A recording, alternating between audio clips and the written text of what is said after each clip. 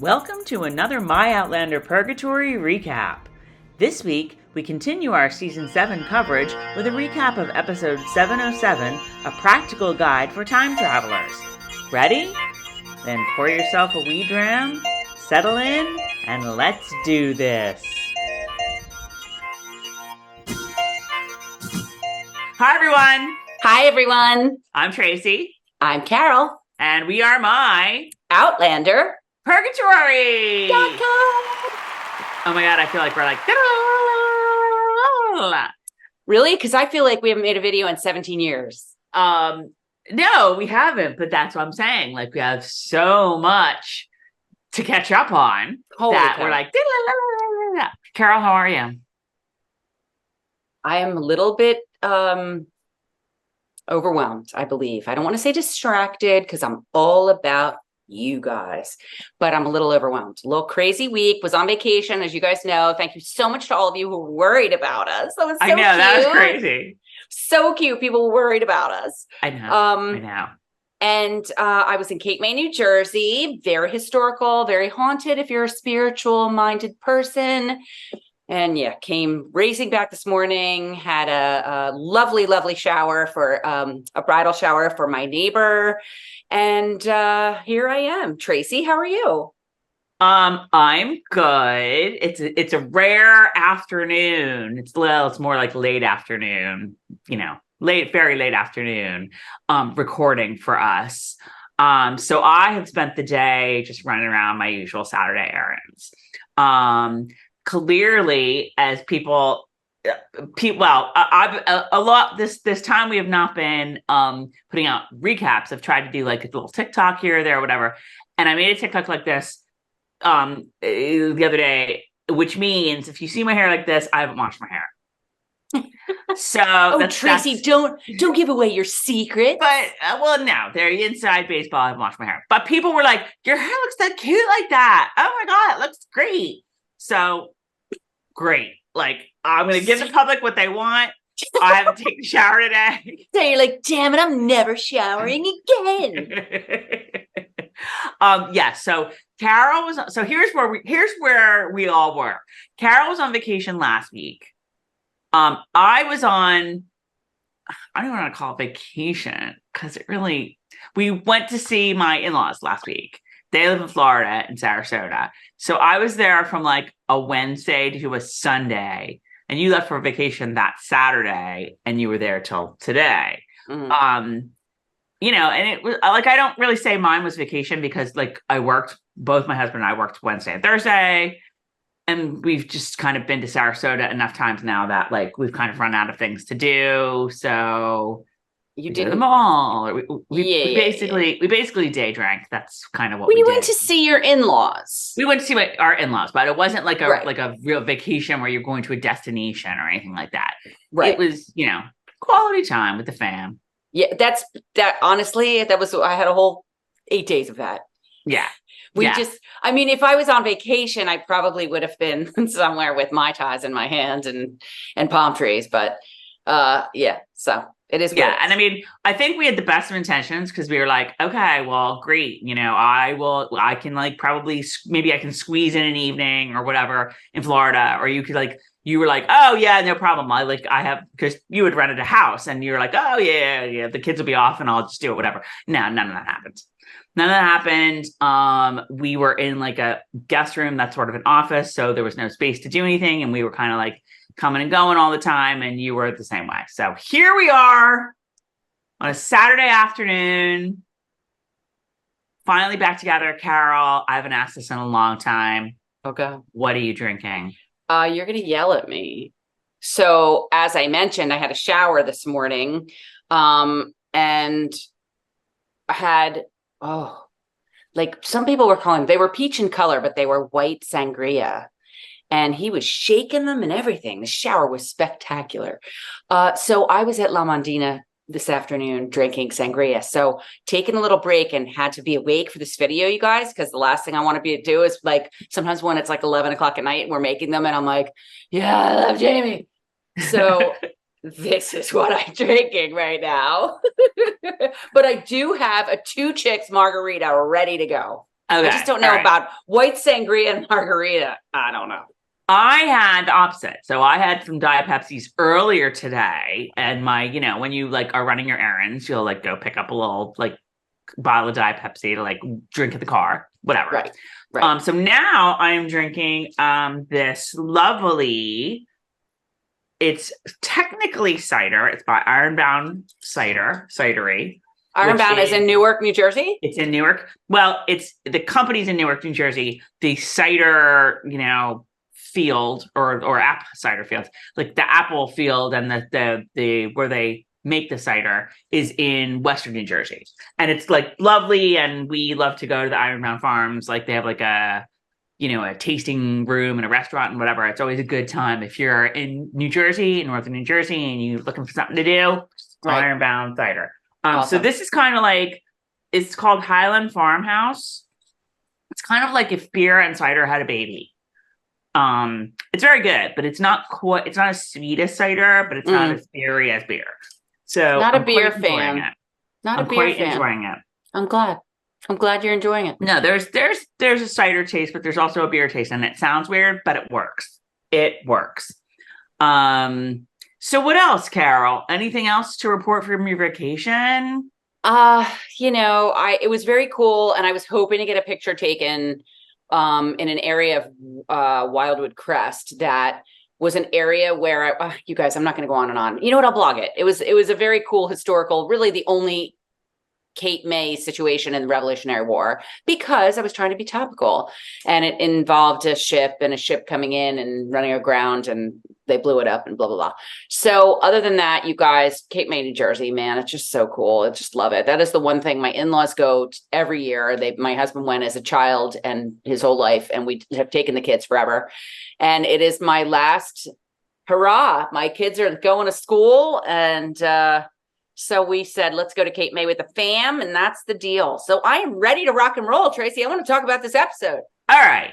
So both of us are like, I feel like it's been like years since I watched this episode, because it's been years since I watched this episode. Oh my God. I just don't even remember. I think it's been like a week, and I have watched it twice. And I do have notes, so that's good. Yes, me too. And the other thing with this episode, guys, is that like normally I'm sitting. In fact, my books are all the way over there on the couch.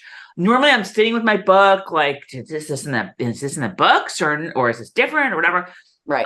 I watched this in Florida. I am the books with me, so there will be no apologies in advance if I really diss something that's like right out of Diana Gabaldon's brain. I'm sorry. Oh, I know. I've done it before myself. I don't think she cares in the slightest.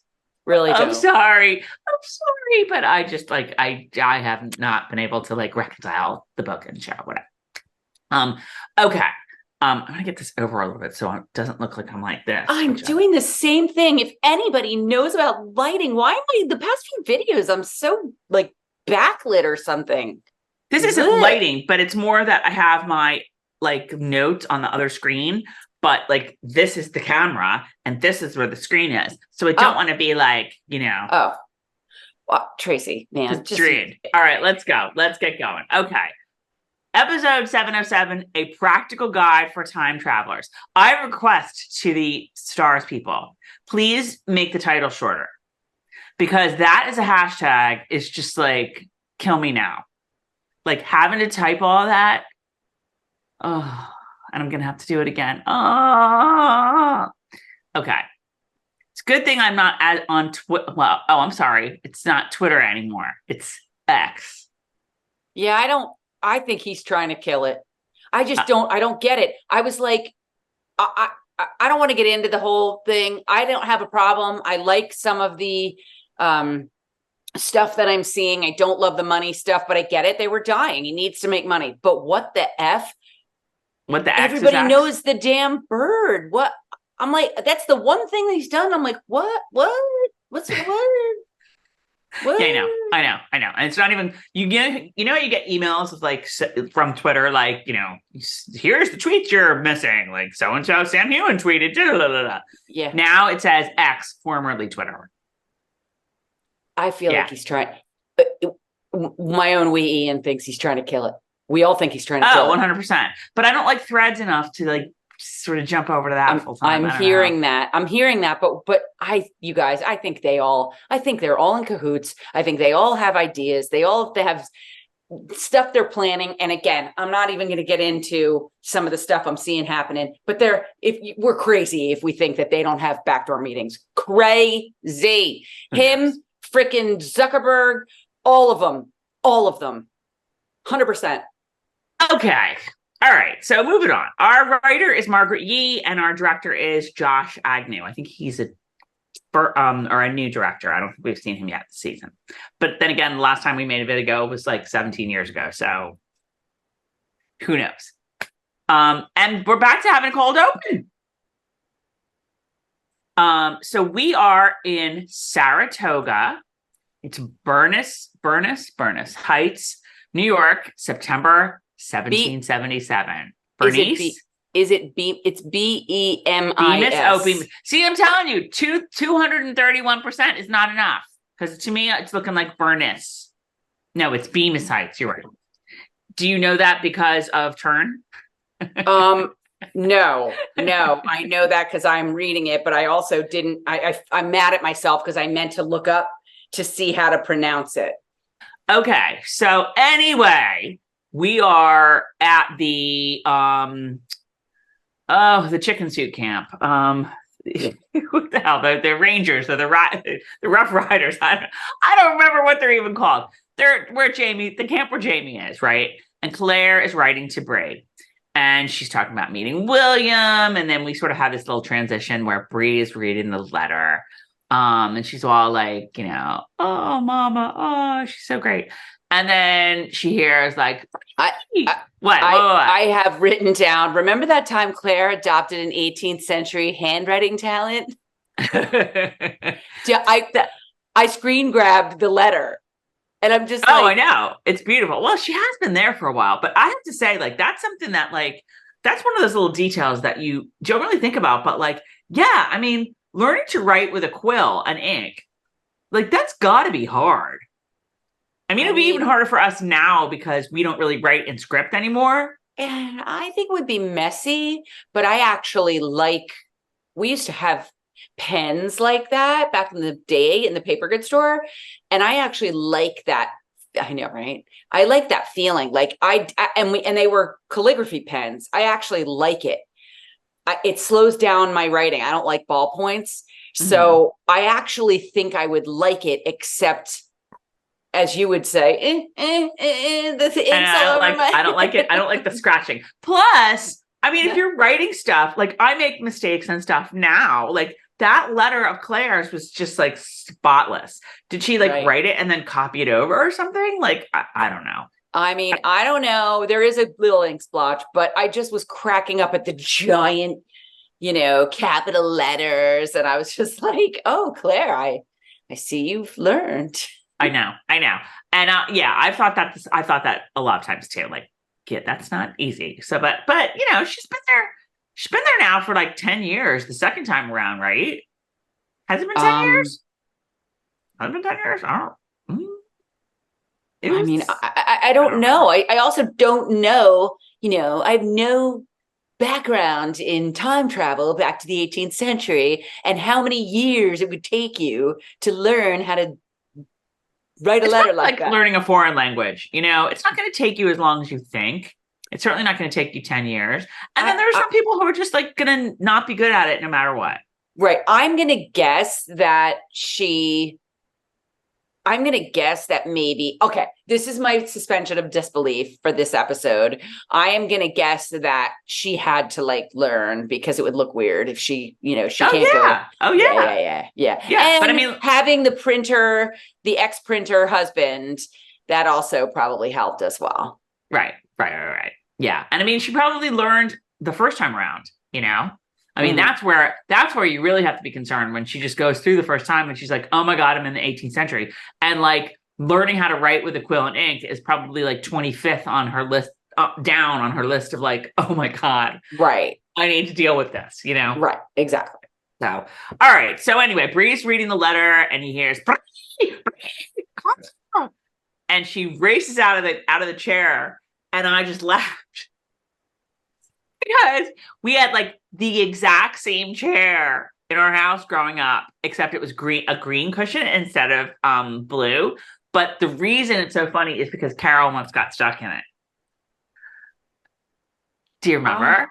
I mean, and we have home video footage, like proof, because it was so funny that my parents were like, and we've done this before too with Jill's kids and whatever. When something traumatic happens, it's so funny that you're just like, so they were filming you. Like Carol was stuck. If here's like the rail, the armrest, and here's the chair. I feel like Carol was sitting in the chair and tried to get out that way and got stuck, and it was very funny. Well, looking back as an adult, looking at a little child getting stuck in a chair, it was kind of cute. Although I could have sworn it was just a folding chair. They were having a birthday party. I could have sworn it was a folding chair. I thought it was that chair, and it was super knows? Traumatic. Like you were crying and no one cared because it was. That's pretty much my whole life. This family. This is my whole friggin' life in this family. No, I cry and no one cares. Okay. So, anywho, so Bree gets there, and Roger's like, "Oh, look what we have here." And Bree is like, "Wait, let me put the letters back. I wasn't supposed to go that far." Bree is like, look, or Roger's like, look what we have here. It's the Nucklevy. Oh, I'm sorry. It's the Bucklevy. Oh, you must have been waiting to say that. Because if you guys say that, have not guessed, our mystery man, our Nucklevy, is really one William Buckley Mackenzie. The fourth or the fifth or whatever. The AKA Buck, AKA the guy that got Roger hang it. And I love Bree is like, who the hell is this? Like, she's so rude. She didn't even know who he is yet. Well, he looked pretty 18th century, so she had to have like some idea, whatever. Right. So, and he has come through, and we go right to our theme song, and here's where we need to talk a little bit about Sinead.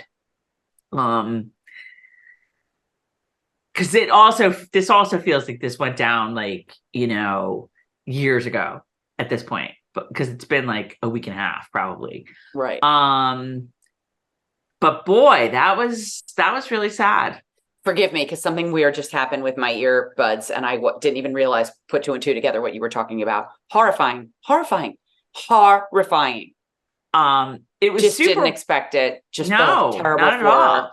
I think we talked about that. Yes, obviously we did. Everybody knows she's had issues over the years, and I pulled that clip out when she died. I pulled that clip out, and it's on pretty much all our social, like Insta and TikTok and Facebook, whatever. We were talking about her, and you made the connection to liking her rendition of the theme song because it parallels Claire's journey, where and it parallels kind of all our journey, where I'm not going to say it again, whatever, but like we had just talked about that, like 4 days before, right? And I mean, it's a big blow. I think a lot of people on the show and involved with the show had a lot of nice things to say. I think people were really stunned. I know Katrina, she's also Irish, so I think that hit her, like from stuff she posted. I think Bear McCreary was devastated. Bear McCreary was what? I mean, like just people had lovely things to say about her, but and I don't want to get into her life or anything, but like, right. It wasn't always easy, just like all of us, but she had her ups and she had a lot of downs, and God love her. May she rest in peace, and may her spirit be at peace and rest in peace and rest in power. Sinead. All right. So our Easter egg. It's pinning a little like pin on Jem's scarf. And it's a little Tufty Club pin. So cute. Loved it. Super cute. I do remember that from the books, that Roger was in the Tufty Club too. I'm not quite sure what the Tufty Club is, if it's like scouts, maybe. The Tufty Club. The Tufty Club. That was terrible. That was a terrible accent. That was my Roger for a second there, and it was very bad. The Tufty Club. The Tufty Club. Yeah, I don't, anybody in the comments who knows, and I'm sure they talk about it in the book, and again, I haven't looked at the books at all about any of this, so I don't remember what the Tufty Club is. So let us know in the comments. But in any case, Jem is now a part of it, card carrying member of the Tufty Club, and I loved this Easter egg because book readers kind of know a little bit about this, but in general, this does exactly what the Easter egg has to do. Like, nobody knows why this is important, but by the end of the episode, you're like, right. Oh my God, it all makes sense. This was like super. If anybody ever watched Breaking Bad, they did this a lot. Like the starting of each episode, was like, what the hell is going on? By the end, you were like, I totally get it now. Right. Kind of bookend. Yeah, it really was. Okay, so we're back to Buck, and he tells everybody how he got there. He went back to Scotland. He was in the US, remember, or in America. Went back to Scotland for a job, heard the Stones, went through. He saw Roger and like knew who he was, obviously. I too recognize people who I tried to hang it whenever that happens. Sometimes I do, sometimes I don't. Yeah, it depends on like how tired I am. So Buck is played by, and I wrote this down like phonetically, Diarmuid Murtagh. Diarmuid Murtagh. Okay. What do we think? I like him. Why? What do you like about him? I don't know. We got to talk about him more. We have to talk about him more. Again, I didn't just watch this. I mean, what do you mean? What do I like about him? What do you like?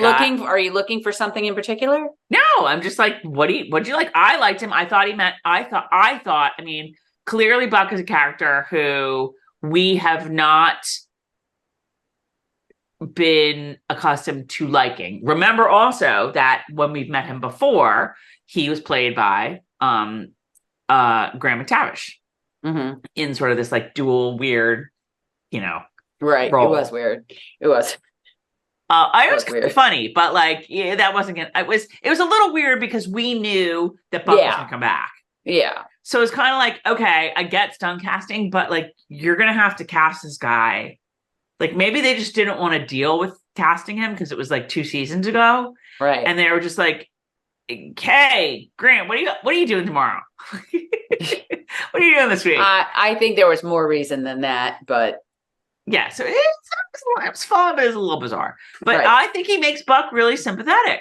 I like this guy. Almost too sympathetic. I mean, I was like, all right, so he tried to hang you. Move on. The poor guy's upset. Yeah, I mean, I really liked Buck. Now let me ask you this. Do you think he got cast primarily because his last name is Murtagh? No. No. That's it. Do you think that helped him? That opened a few doors for him? No. If your last name is Murtagh and you go to audition for a role in Outlander, that's got to get you through the first round. Like, that's got to, you must have a buy into the second round. Should I have auditioned for Game of Thrones?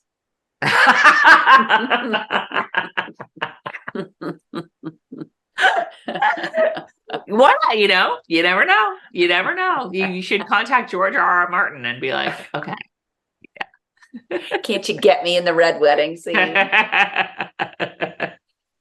All right. So yes, I am thumbs up for Mr. Murtagh. Yeah, I like him. Okay. So we are now at the British camp near Stillwater. I can't think of it. I can't hear the name Stillwater without thinking of Almost Famous. Because isn't that the name of the band in Almost Famous? That's funny because I don't know, but I can't hear Stillwater without hearing Stillwater Angel. It's from A League of Their Own. Wasn't that Stillwater? Oh no, that was that. I don't think it was Stillwater. I think it was Stillman. Isn't that funny? Stillman. But now I'm thinking Stillman? It's something else. Oh, I don't know. I don't I don't know. know. I But thought it was just, maybe it's something water. Anyway. I don't know. All right. So I'm totally feeling that I have not watched this in a week. Can I make a comment real quick? I'm totally feeling the look. I am totally feeling the tree line. And I have actually made videos before of being out and about, like on a bike path in like Monmouth County, like trying to show what like untouched lands, trying to show what it would look like during the Revolutionary War. And I took one look at this thing and I'm like, boy, is that authentic? I mean, they could be in Valley Forge. It's so cool. Yeah. Wait. They could be in Stillwater, New York. I think like all of it, like this whole season, the authenticity of all of the army camps. Yeah, I mean, ridiculous. like so good. When they were in Ticonderoga, I mean, like crazy good. Well, and I'm going to be honest with you. I wasn't ever in an 18th century army camp, so I'm not really even going there. It looks to me, but I'm not when it comes to those types of sets. I am not the person to ask if it's authentic. I just mean the location, the large amount of space, the tree line in the back, those trees. That's exactly what when I go to the Freehold Mall, which is right next to the Monmouth battlefield, that's what it looks like. So I just was like, wow. I mean, where'd they film this? Scotland somewhere. Exactly. I know. All right. So we're in the officer's tent and Willie is there. He's got a buddy, Sandy Hammond. And like all sorts of officers are like drinking champagne and they're just generally being douchey. I have to know if that was really the way it friggin' was. I was like, oh, I'm sure. I was like, every time they did something good, every time they had a nice freaking fart, they were drinking champagne out of champagne glasses. Yeah. Well, but also don't forget, I don't think it was all of them. I think it was like the real higher ups officers. And I am going to tell you that they're like, puffing out their chests and drinking their champagne. And they're like, we're going to take care of the rebels in the open fields, that using our strength, da, da, da, da. And they're like, whatever. I just don't know any. I'm relying on you to fill us in with the battles and stuff. I've been on vacation. I did not. All right. Can I make one statement? These aren't my battles. Like I'm going to be. These aren't my battles. Right. Like, we'll see. We'll see what you know when you get to them. Guys, I'll do much better next week because I'll do research because I'll be home and I live for this shit. All right. Grandparents for getting a birthday, they live for this shit. Carol not knowing Revolutionary War shit, she lives for this shit. I know. All right. So they're all, yeah, we're so great, da da da. Then like somebody, see, I don't know the people. This is my problem. Somebody runs in. I know I should know him. But I don't. And no, I don't. Come on. I don't think you should know. But it was like, well, you should know Angus the Bruce. Yeah. I know him by now. But like there's Burgoyne and there's some other dude. Oh, Richardson. I'm still not getting Richardson right. Okay. Like this is a problem because he is not going to go away, guys. That's all we'll say. But they all, again, like once you got the red coats on and you're all wearing the hats and you're all drinking the champagne, I don't know who's who. I know Willie. I know his friend because his friend is always standing next to him. That's about it. And I know Angus the Bruce. So anyway, they're all, yammer. Somebody comes in. I don't remember who it was. And they're all like, okay, we got to talk about this. Like everybody else, the top guys stay, everybody else get out. And I'm just pissed off at William.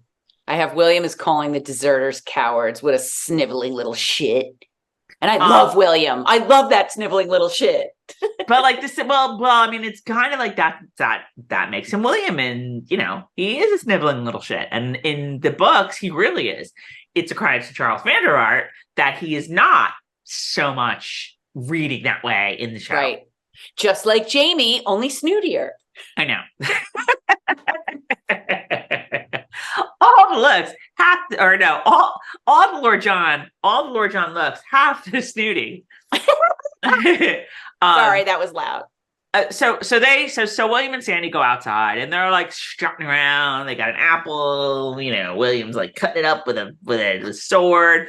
They're like, the British Army's so great. They're just like, and I sort of loved it because they have no idea.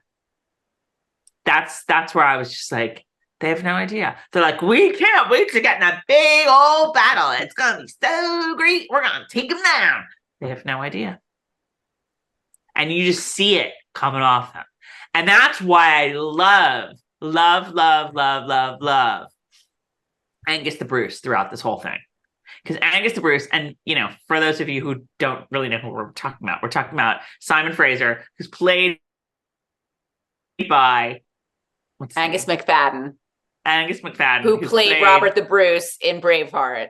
Yes. So, and he was on Turn too, in case you didn't know that. But Angus the Bruce, he is the realist. He knows the drill. I think he appreciates that, but he knows where they're headed, and that it's not going to be pretty. So it's just he's just always very sort of sobering in a way. I just like the way he talks. I gotta be honest with you, I can't even pay attention because I'm so effing torqued over all this Revolutionary War stuff. And I'm so, because I don't know, I have certain things in my head that I'm waiting for. And then I'm Googling and I'm like, wait, it's the wrong date. But see, this is where, like, I'm just hoping you took some notes and you sort of know these things. So I gotta be honest with you. I have General Howe wants a diversion. I don't know that this is right. General Howe wants a diversion to the army marching toward Albany and wants to take Philadelphia. General Burgoyne planning attack in 3 days, and William is told he will miss it. So this is Richardson, I think, that pulls him away. He's like, I got to talk to you. And William and Sandy are always so funny because they're like, sorry, officer, like, sorry, general, whatever. I think it's Richardson. Don't quote me on that.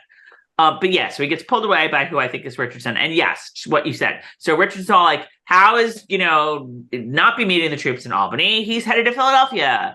And someone's going to divert something, whatever. They're attacking in 3 days' time. And now William is the second to somebody. Like, I just was like... I'm sorry, but I'm the exact same way. But I also was wondering, am I correct that there were two battles? The timing is confusing me based on other battles of the Revolutionary War and the dates, but I believe there were two of this. Two Saratogas? Two at Saratoga. Is this Bemis or whatever it is? Bemis? I don't know how to say that. I don't know. I believe there were two, and this is the first, if I am correct, but I might very well not be. Please, nobody correct me in this whole thing other than, hey, Carol, I found out the answer, because I don't know. I'm just waiting for, like, that's not what happened. The point of all of this, I don't know the battle, I don't know whatever, but the point of all of this is that they're basically telling William, we need you to deliver this message or this dispatch or that, whatever. We need you to do that, so you're going to miss this battle. That's the upshot. Right. Of all of this. And William is like, panties what? In a twist. Right. William is like, yeah, no, I just drove my ass through the great dismal swamp for you. I'm not doing it again. Like, I want to see the action, bro. Right. And I'm dying to jump ahead to that conversation between he and Angus the Bruce, but I'm going to wait. Okay. So, sorry, hold on here. Wait, why isn't this? Oh my God, I loved this so much. I loved so much of the Buck storyline. So much of what went down with Buck. I just loved it. It was half like Three's Company, half like, swear to God, I loved it. I know. I love him. I love him. Well, I don't know if I love him. I mean, I liked the actor. I liked his portrayal, his performance, but he hasn't been here long enough for me to really love him. But I did love all these scenes, and he seemed like a cool guy. I mean, look, we get it. Although the audience is probably the show audience, the non-book audience is probably like, what the hell's happening here? Well, and again, like I kind of wonder because he wasn't played by this guy to begin with, and because it's been a while since Roger was hanged, which I'm always going to say instead of hanged. Right. Maybe you're just not remembering, like, because he was a real douchebag in that episode. He was a horrific douchebag. Yeah. So you would want him dead. So I was loving that he was like wolfing down the PB&J, and he was like, it's tasty, but sticks to your craw. Yeah, choking on the peanut butter. That was so friggin' hilarious. Because I guess they don't have peanut butter back in the 18th century, right? So unless Roger they got off the train with Claire and she offered him the train because she had Saran wrap too. Yeah. So Roger tells him about his lineage. And they drink some whiskey, and Bree reveals who she is. She's the daughter of James Fraser. And the timelines are kind of screwy because Buck was in 1778 and came through. So Buck came through a year after the events that we're seeing on the 18th century side. So, like, it's kind of like how, all right, if you think of parallel timelines, and here's the 18th century and here's the 20th century, and it's usually 202 years, something like that. Like, we're seeing Bree and Roger kind of ahead of the timeline for the 18th century. So you mean ahead of the 200? It's never 200 years equal, even. It's like 202. Yeah. But like so their part of the timeline is ahead of where we are with the 18th century timeline, because we're in 17. Because they made, I don't know if you noticed this, there were dates all over the place. Like, they showed a lot of dates in this episode. Yes. So, and talked about a lot of dates. So so Roger and Bree, like, if you were to like sort of wave, if you could wave through the portal, Roger and Bree would be waving at Jamie and Claire a year from now. Right. Does that make sense? I mean, yes, but again, I don't think they've ever been. I mean, heck, like they even mentioned in this episode, you think of the wrong thing, and you think of the Stay Puft Marshmallow Man, and you're not going where you think. Screwed. And you are screwed. Okay. So, loved PS the genealogy, because I am a total amateur genealogist. And oh my God, did I love when he was explaining, the fourth great grandpa, and just so cool. Loved it. But anyway, so they're talking about all this when the ding dong, it's Rob Cameron. He's here for dinner with some wine.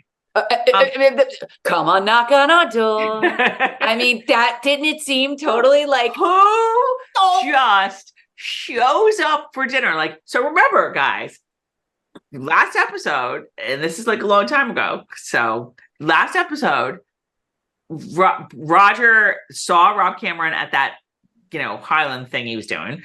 And Rob was like, I'm gonna come over for dinner sometime. And Roger's like, great. How about tomorrow? Okay, whatever. And I mean, I don't know if they forgot or like no plans were made. He forgot. But like, he just shows up. Yeah. With his wine, like, here I am. Okay. I was feeling like it was Jaws. I was like, is this Richard Dreyfuss with his bottle of wine? I got red and white. I didn't know what you'd be serving. Are we going to talk about sharks? What's happening right now? So they're just like, really? Oh, for the love of God. So they shove Buck in the priest hole that's not really a hole. Like, we should call it like the priest cabinet. I was a mess at that. I was like, dear God, wherever, don't shove me in the priest hole. And don't forget that he also talked about the whiskey and water opening the flavor of the whiskey, which I loved to hear because I always feel like a loser when I put a little water in my whiskey. I don't like whiskey, so that probably just went right past me. I put water in my whiskey, just a little bit, and I always feel like a loser. And he's talking about how it opens the flavor, and I'm like, yes. Anyway, sorry about that. Back to Rob Cameron. So all right. So they shove Rock in the priest cabinet with bread, and I'm like, no, with more PB&J. I was like, you're giving him peanut butter, and you're not giving him something to wash it down. Holy cow! Yeah, I didn't think of that, but yeah, you're right. You're right.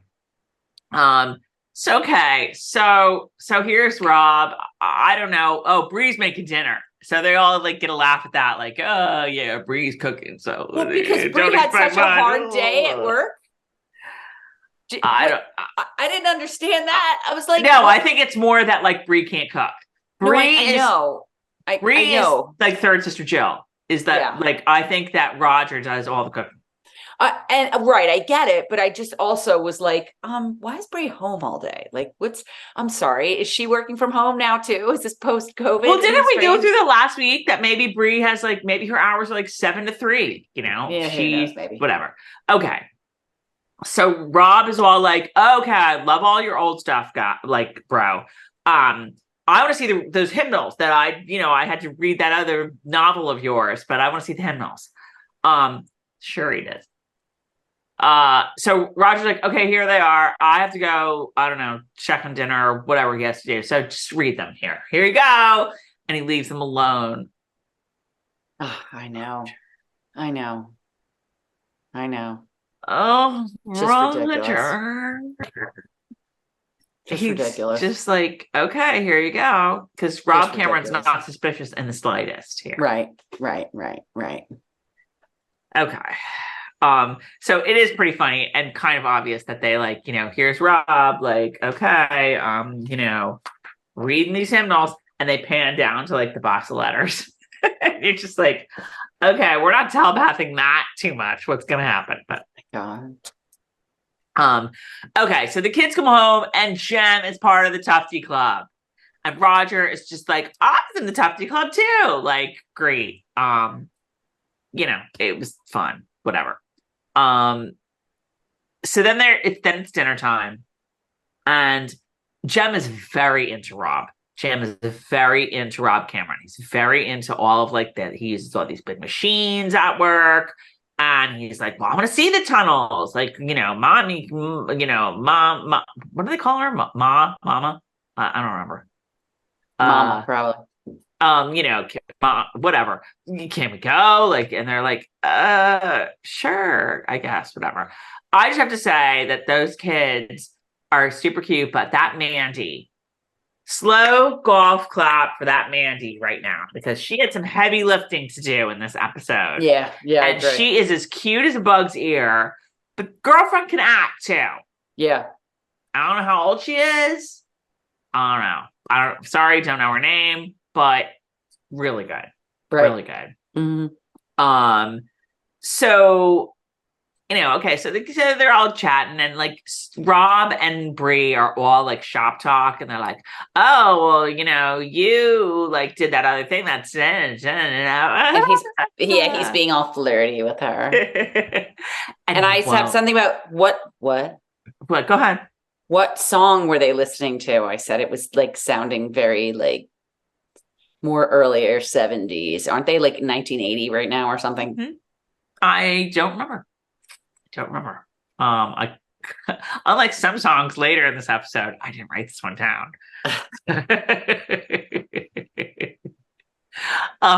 Okay. So yeah, he just won't leave though. He's like, I think Roger's probably like, early day tomorrow. Look at the time. And Rob's like, what did Tom used to say? Did that baby stop? Oh, Cameron is like, huh? And they're like, okay. He just won't leave. Oh my God, I know. Oh, it was super funny. Okay, we're back to the rebel camp. Yeah, this is where the Morgan's riflemen are staying, because I was like, Jamie has been drafted into wearing the chicken suit. Oh my God. That's pretty funny. I had a moment. I saw him and I got like, it was like in the books when you're just like reading, and all of a sudden there's Jamie and you just get excited. Like, I haven't had that feeling, and I can't tell you how long, because we just haven't seen a lot of him. And all of a sudden, there's Jamie, and I just have, Jamie's here. Like, I didn't realize how much I missed him. Like, you know what I mean? This is a good point, because you brought that up. There's a lot of chatter online. Oh, online chatter. And I don't know if it's from I don't think it's from book readers, because we know this already. I think it's from show viewers. And we've said this before. at this point in the books, we're in book 7. We're deep into book 7 at this point. Yeah. The books are not really a Jamie and Claire story anymore. Right. The books at this point in the series, in Echo and the Bone, there's Jamie and Claire, Right. there's Bray and Roger, there's Lord John, who we haven't seen any of Lord John's story, and he's a major character in these books with his own plot line. Right. There's Ian. Guess we're not gonna. There's William. Mm-hmm. And there's probably another one that I'm forgetting. Like I don't even know. And they're all like more or less equal weight at this point. All right. So I feel like some of the show watchers are having a hard time maybe with this. Like, because they signed up for Jamie and Claire. And Jamie and Claire, this is so great. Jamie and Claire. Oh, okay. And like they're not getting a whole lot of Jamie and Claire. And I've seen things like 10 minutes of Jamie and Claire. I'm out. And I'm just kind of like, I wish I could tell these people like, oh, it's just just this one season and it's all going to go back to normal, but it's kind of not. But like, don't shoot yourself in the foot or cut your nose off to spite your face or any other, expression I can say. Oh my God, you're like Jamie. I mean, like, I don't know. I mean, if that's how people feel, that's how people feel. Right. They are allowed, and everybody's allowed to their entitled to their opinion. All I know is that I had this. It's not an epiphany. I don't know what it is. I just had a moment. All of a sudden, I never get like that. And all of a sudden I saw him and I went, oh, and it wasn't Sam. It was Jamie. It was Jamie. Well, let me ask. I was just so happy. I loved the feeling because it's sort of like along those purgatory lines when you're reading the books and it goes on to another storyline. And then all of a sudden there he is. And I'm sorry, Claire, I love you, I mean it, but it's always going to be about Jamie. And for me, and every time I kind of forgot about him. You know what I mean? I'm going along doing our thing, and there he is. And then I'm like, oh, Jamie. I don't know. I loved it. I mean, like, that's my question to you is like, where do you stand in this? Like, there's only 10 minutes of Jamie and Claire in this episode. I'm done with this show. Like, I think that, I certainly am not like that. Again, I've read the books. Again, I'm not going to say there haven't been times in the books. I don't think there's been a lot of times like that in the show that have bothered me. Maybe this is why I'm like, but no, it doesn't bother me. But I guess I could see how people can be that way. Listen, right. I have people who stopped reading at Drums of Autumn. And I always would shake them and say, no, don't do it. Keep going. And that's where I think people, if they're going to stop, they stop around there. And I wonder if that's because they start introducing newer characters and blah, blah, blah, blah, blah. But the bottom line is, I would say to anybody who does that, just keep going, unless you really are like not liking anyone else. I mean, I can't watch a show if I really don't like anybody, but, we've had some conversations, just like some of my friends and myself, who from going to the premieres of New York and stuff, who are like, what's up with Ian? Like, I think we've had this conversation. Ian, who we all love. I mean, I don't know, I can't speak for others, but I love him, is not book Ian. So that's a little bit difficult in that same vein. Like at this point if you're a book reader, you're reading the books, and yes, you're not seeing Jamie and Claire as much anymore, but you're so invested in Ian. You're so invested in Lord John and Hal and William, whomever. So it might tug at you a little bit like, but you're interested in everybody else. And some people are just, I guess, they only want Jamie and Claire. I think that's true.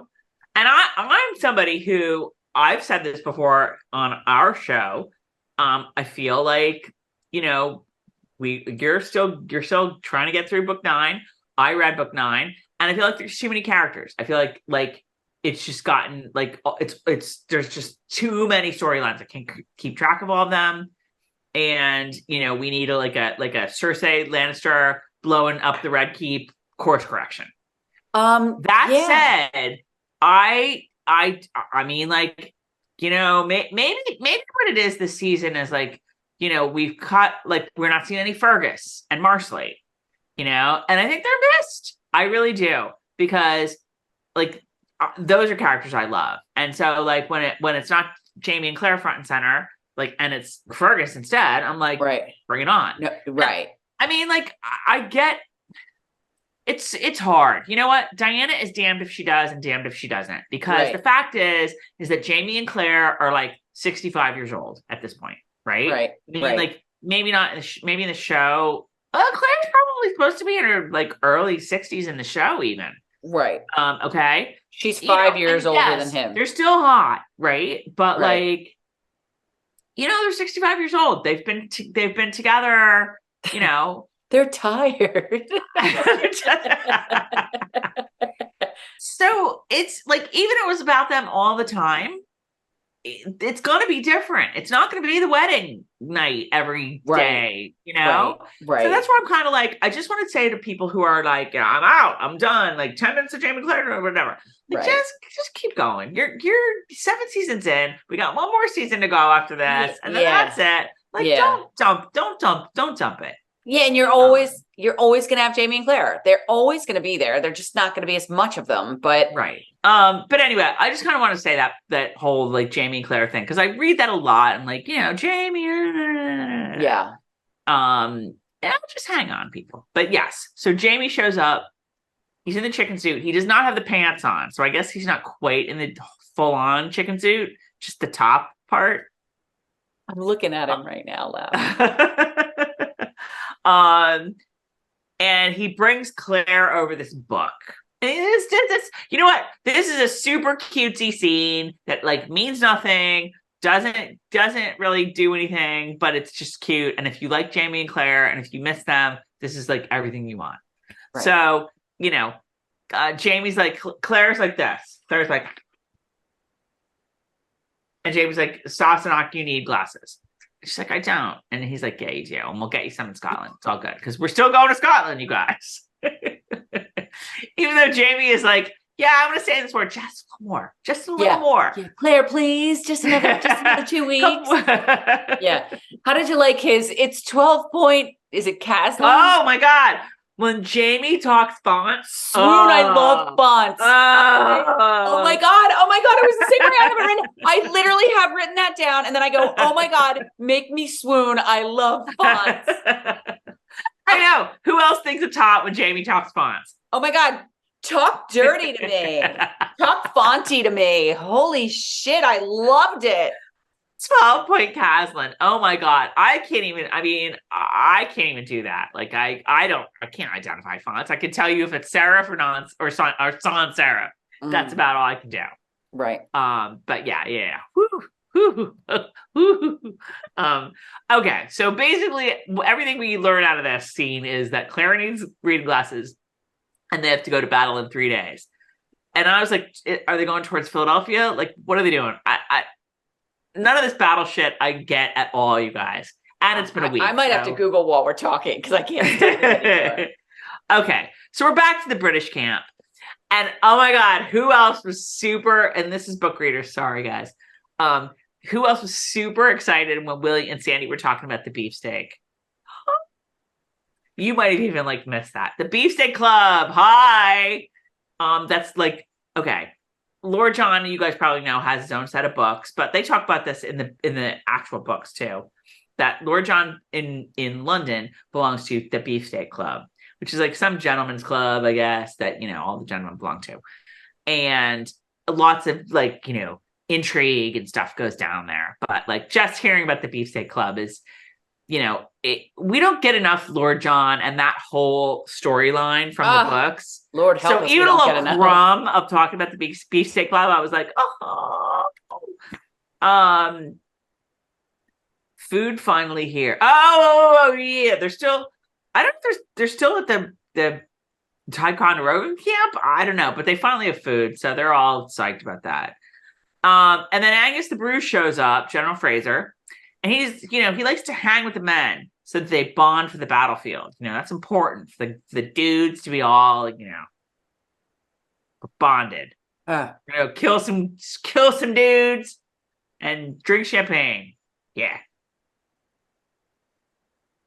I'm reading through my notes while you're talking because something just clicked. General Howe wants a diversion to the army marching toward Albany. See, that's what I didn't get, the marching toward. I think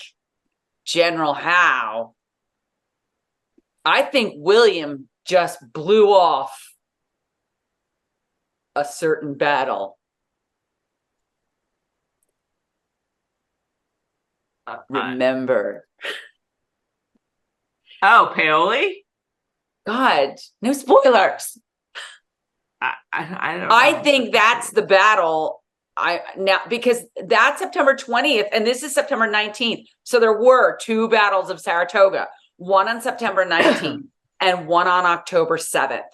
So William was supposed to go with Howe. I believe Howe was in Paoli. And that's what I thought William was like delivering a message or something. I see what you're saying that he was supposed to go with Howe's arm of the army and be Howe's second. That is, but then, whoa. Then why is he all bitchy? Because he's like, I don't get to fight. I thought they were sending him as a messenger boy again, and he was going to miss the battle. For that reason. Maybe he was. I don't know. It was just super confusing. I don't know, but I can't wait for next week. I watched this twice in Florida where I was pretty much day drinking like all the time because it was like, the best, that's the only thing pretty much to do. So I don't remember. I don't remember the details. And I have it written in my notes, like some battle, Carol will know. So that's what I am waiting to see. Like okay. So anyway, General Fraser is around and Willie's like, I want to talk to you, whatever. So he makes his case and he's like, he does not want to deliver dispatches. Yeah. That's what he was going to do. They were sending him to deliver dispatches, maybe to Howe in Philadelphia. And he was probably like, I don't like Paoli because Tracy and Carol live there. And they're crazy. They cray. And and they call me Snooty. And he wants to see battle. He wants to get his hands dirty. So Angus the Bruce is like, okay, for sure. Are you calling him Angus the Bruce now? So funny. He's like, okay, if that's what you want. Yeah, I don't understand him. Every time he talks, I'm like, what riddle wrapped in an enigma? What are you saying? And I know it's like passive aggressive. So like he means what he's saying, but he means something completely different. And you're supposed to read between the lines. I just can't do it. I don't know. But anyway, all right. So William's all happy now because he gets to fight in the battle. He doesn't have to deliver dispatches, whatever. All right. We done with that. We ready to go back to Lollybrock? Let's go back to Lollybrock. Let's go back to Lollybrock because Rob Cameron has finally taken the hint. Finally. After 100 seconds, I got out of my house. He was like, okay, I guess I'll leave now. But no, not yet, because we still have to hear about his ex-wife. Okay. Oh. We still have to hear about how he, his son I do know this in the books, it's not his son, it's his nephew. Okay. But in the show, it's his son, and he's got some French ex-wife that's like taking him for all he's worth, taking him into the cleaners. He doesn't have money to fight her lawyer. So message being, he's strapped for cash. Right. Rob Cameron. Right. Rob Cameron. I think, it seems like he has a pretty good job at the plant, but, I guess he's not making the money he needs to. Whatever. Right. So he's like, oh, by the way, I was going to take Bobby to the movies tomorrow, next week, whenever. Like, maybe John wants to come and he can stay over. And they're like, great. Will that get you out of our house right now? Yeah. Great. Yeah, great. Uh-huh. So meanwhile, Buck the Knucklebee is in the priest cabinet, like, the oh my Bucklebee. God, I have to pee. Oh my God, right? I was like having a heart attack for him. I have down here Buck watching. I don't know if did they. I don't honestly remember. Did they go into the priest closet or the priest cabinet and like find Buck was gone, or did they just kind of okay? They went in and he was not there. They went to take him out. And I don't think they ever addressed how he got his ass out either. I don't really remember. Did they lock it? Did they lock it, or was it like just stay there? But like again, you have to pee. Like it's been like 5 hours. I mean, come on. So he's not in the priest cabinet. Instead, he's in the trailer, right, watching with your children. With your children, yes. Yes. And then, but it was super cute. They're watching Buck Rogers. And he's like super into it. And I just put, how friggin' cute is Mandy? Mandy, oh, he's not that scary, Mummy. Mummy, that's what they call him. So cute. So cute. First of all, I thought it was freaking hilarious that Roger is like, Bree. Every time something happens, Bree. Bree. And that's exactly what I have. This is so cute. I can't stand it. I had to rewind. It's funny as hell. Poor Roger's so bothered, obviously, but everyone loves him. Like Bill Murray and Something About Bob. Like, honest to God, everyone loves Buck and Roger. Everyone loves Buck. Everyone loves Buck. Uncle Buck. Cigar? No, thanks. I'm telling you, he's Bob. He's Bill Murray and What About Bob? And everybody loves him. So Roger's at the point where like Buck is starting to win him over a little bit. And he's like, they're gonna let him stay in the house. Right. And then Bree will take him to work because they can't, like, there's no daycare for Buck. So it's like the conversation that like millions of couples have now. Like, oh my God, I can't take the kid. Like, there's no school today. Are you kidding? You gotta take him. No, I can't take him. Like, I'm moving. Like, you take him. It's truth. It is the total truth. Yeah. So Bree's gonna take him to work, and then Roger will take him to the Stones. All good. So we go to work with Bree and Buck, and I loved this scene. I thought the scene was really great. That dam is just amazing to look at. Whatever. And Buck, I mean, this is really where you really feel like Buck is just, you feel what he's feeling. Because on the one hand, it's like, this is just nutty. But on the other hand, it's exactly the same. Right. Right. And on one hand, it's like terrifying and you just want to go home. And on the other hand, it's really cool. And like this cool jacket and hat I get to wear. And Bree's like, you don't sound like you want to go back. Like, do you? And Buck's like, yeah, whatever. They have to find him another gemstone to go back. And I don't know why, but I have Buck is reminding me of Jamie, oddly enough. Just the way the way he speaks, the way he sounds, his mannerisms. I don't know. Buck was giving me Jamie a little bit, which I guess isn't crazy. Isn't crazy. He gives me Dougal, which makes sense because A, he was played by Dougal, and B, he's like the son or grandson. Is he the son of Dougal? I don't remember. Isn't he? Wait, I is this a spoiler? Is this a spoiler, or can I say? No, he's the son of Dougal. Isn't he Dougal and Gaelus's kid? Yeah. No, we knew that. Okay. Oh my God, I want them to shave Buck and clean him up because he's hot. Buck is hot. He's totally hot. Buck is totally hot. Yeah, he's totally hot. Well, you see sort of like what his hair would look like short because he's got it in a ponytail. And he looks great. Yeah. He looks great. Yep. So, look, it's Rob Cameron again. I feel like that should be like anytime he comes in, you should be like, oh, look, it's Rob Cameron. Dun, dun, dun. Like Rob Cameron in the books was like a little less annoying.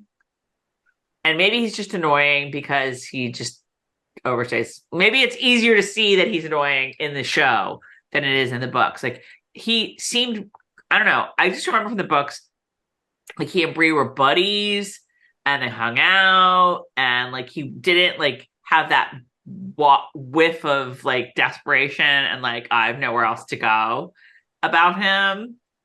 I don't know. It's been a long time since I read the book, so whatever, maybe not. But the attempted handshake was really funny. Like, but like Rob's like, oh, Yeah. Yeah. Yeah. Okay. Yeah, I wonder if the handshake started to be a thing. We'll have I to don't look know. that up. Not in the 17th and 18th century. So Buck is watching Rob with Bree. And I have to tell you, he was a little handsy, Rob. He's like on Bree's shoulder, like, Ew, get off me. Okay, Ew, like, ew, ew.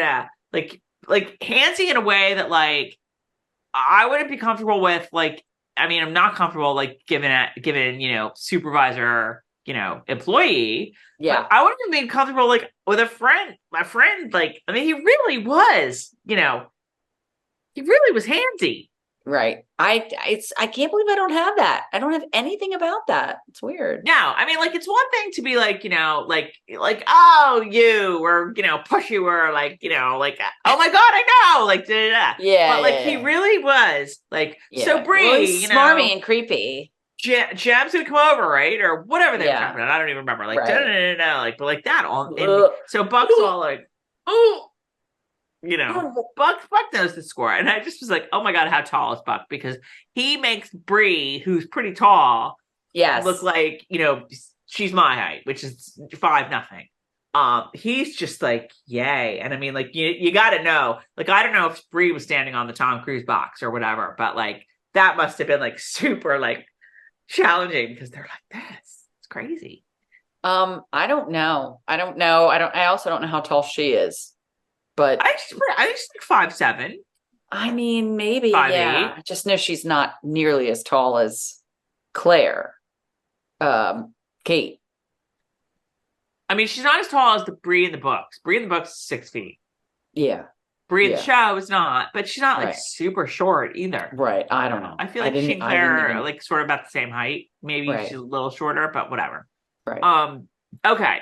So Roger's home. So Roger has his like gig at the school. So he goes to the school. He comes home, and the door to the trailer is open. Girl, are you not going to mention what he is wearing right now? Roger's Roger's wearing a kilt. He's wearing a kilt. Holy shit! Excuse me. It was kind of like it was a little weird because like from the waist up, it was 1980. From the waist down, it was not. It was 1780. I don't know. I think that's the way you wear a kilt. I mean, I guess if you're in 1980, you like. I feel like if you're wearing the kilt, wouldn't you slap on like a shirt that like sort of goes like more period? No. Or no, you just wear the kilt? No, that's the whole point. Is you're just wearing a kilt. Like it's nothing. Like you're not going to get in full regalia or get the big giant shirt. You're just going to like throw your sweater on in your kilt. I think he looks awesome. Oh, he does look awesome. He does look awesome. I mean, I'm not. There's no argument there. But Buck is in the trailer, and Roger's a little like, what's up with that? But the whole airplane thing, Buck's flying around with the airplane, and it's like, it's super cool. Like, and Roger's like, oh, well, if you can pry it out of Gem's hands, you can take it back with you. What? Right.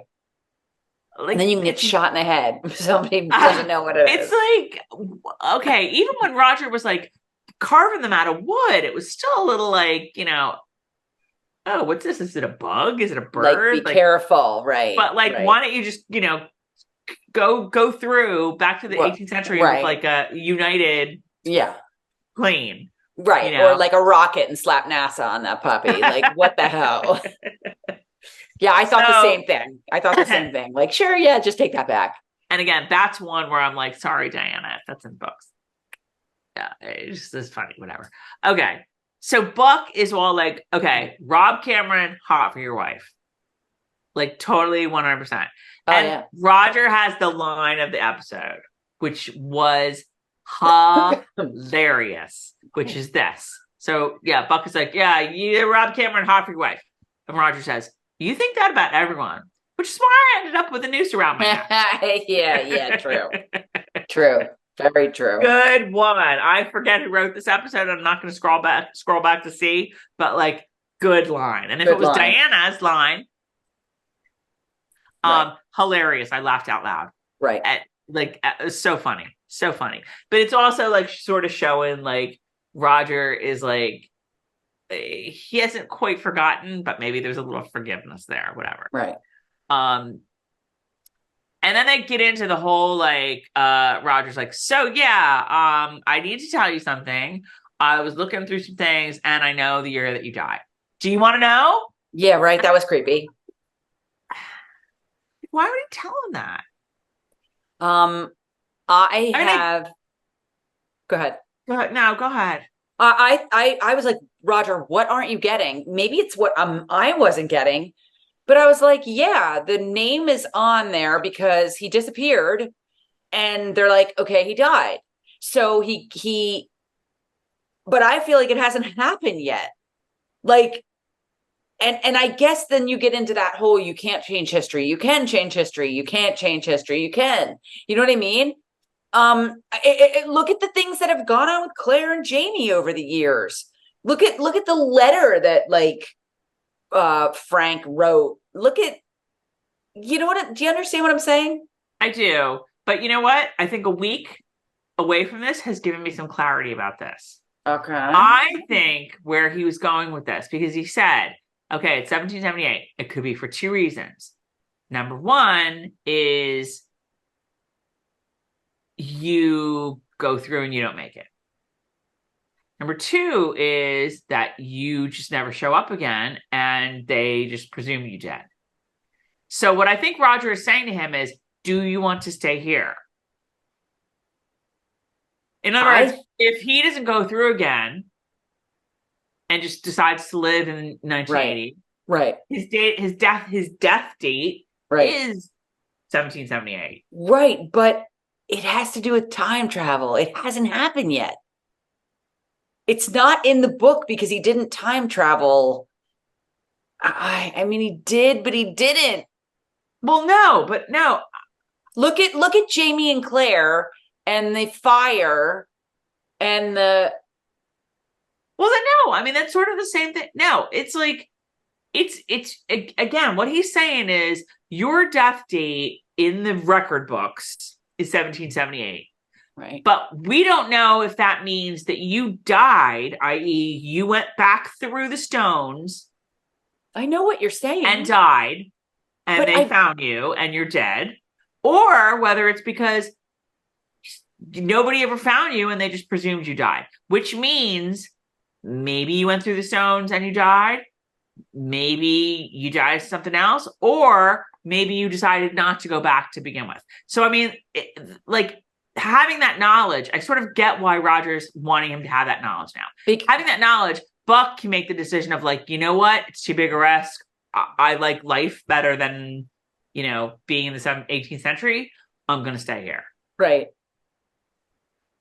He can make that decision for himself. Which is a little surprising though, because aren't they very like, don't mess with history. Get your ass back through those stones. Well, but you don't know. No, all you know is that Buck stopped being around the 18th century in 1778. That's all you know. You don't know why. So it could very well be that like fate, the way it went down is that Buck stayed in the 20th century. Oh my God. Why do you not think that I understand everything. I get what you're saying. I don't get what you're saying. I feel like you're like saying I'm questioning time. I'm like, what if that is history? I'm questioning time travel more than I'm questioning what went down with Buck in 1778. Yeah, also, they said, don't think about the Stay Puft Marshmallow Man. You need to think about the right time and the right date. Yeah, well, yes, we know that. But it doesn't mean you're going to go through. It's still really dangerous. Even if you have a gemstone and even if you are thinking about the right thing. So Roger's giving him the choice. I'm just being upfront with you. Here's what happened. You can decide what you want to do. I get it. Exactly. And when I watched it last week, I was like, why would you just tell him that? Why wouldn't you just let him go through? But I get it more now. That's what I'm saying. Yeah. Could it be that he doesn't make it back and is presumed dead, or that he does make it back and he dies, whatever. Okay. Next scene. God. No. I couldn't even watch. Okay. Okay. So Whoa. Roger and Bree are making up the sofa bed. I think they're making up the sofa bed because I hope it's not their bed because good Lord. Oh my God. No, it's the sofa. I hope it's this. No, it's the sofa bed. It's, oh, I forgot. Like, wait. Can I Okay. just say something? Okay. I think it's the sofa bed. Whatever. They're making up the sofa bed. Can I just say something? What? I have ew. I don't know why I hate when Bree and Roger get busy, but 100%. I don't know why, and it really kind of grosses me out, especially during "In the Air Tonight" from Phil Collins. Oh my God, so much to break down in the scene. Okay, I am with you. We have 100%. Can't we forward through this like I did on the show? Oh no. 100%. I cannot watch Roger and Bree at it. I cannot do it. I don't know if it's like that because they feel like my children. I don't know. Because we think we live vicariously through Jamie and Claire, and it's like watching our own kids have sex. But this was a lot more than just a normal ass. I was like, what?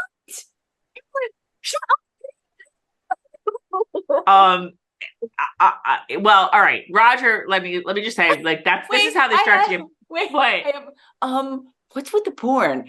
I'll have what she's having. That was literally ... uncomfortable. Well, I mean, again, having them have sex is always uncomfortable for me. I can't watch it. Why? And I just saw Nancy today, one of our friends who went with us, and she was telling me all about it, and she's caught up, and she was like, "Oh," and I said, "What is it?" She's like, "I don't know, but just..." You guys tell us in the comments.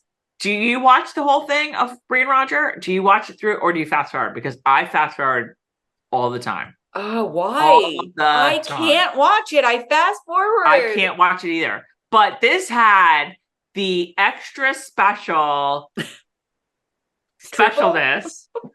of being choreographed to "In the Air Tonight" by Phil Collins. Why? Well, I saw a picture of Phil Collins just yesterday, and it doesn't look like he's doing very well. So maybe, I don't know, maybe he's looking for like some, residuals or whatever. Because it was really Phil Collins. It was that actual version. So they licensed that version. Now, I have a couple of things to say. Oh, God. So they're like, I can feel it. So what you told me, we're drowning. And that's when Bree and Roger are being all cutesy, and they're like, oh, yeah, Rob Cameron's really into you. Oh, really? Like, are you into me, Roger? And the shirt. I swear to... No.